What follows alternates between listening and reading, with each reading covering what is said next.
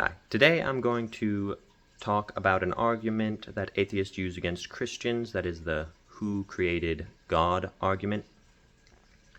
This argument generally comes up when a Christian says that the universe requires an explanation, and the best explanation for the universe existing is that God created it. The atheist will respond, if the universe requires an explanation, so does God, so who created God? This argument stems from a mistaken assumption that Christians are just being arbitrary when we make this distinction between the universe requiring an explanation, but God not requiring an explanation. I'm going to argue that we do have a good reason. Within the universe, we notice that there are certain contingent things that make up the universe. Human beings, planets, stars, meteors. All of these things logically could have not existed. However, they do exist, and so the fact that they do exist, as opposed to not existing, requires an explanation.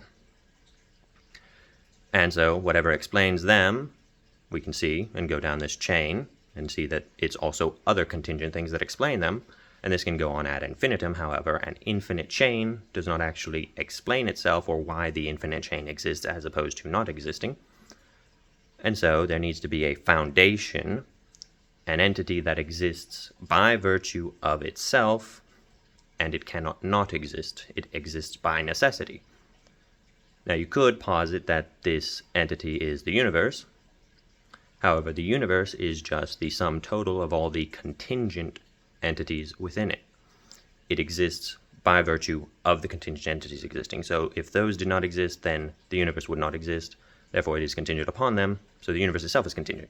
So this entity that exists by necessity must be separate from the universe and exist by virtue of its own nature, and it cannot not exist. And this entity is simply what Christians would call God.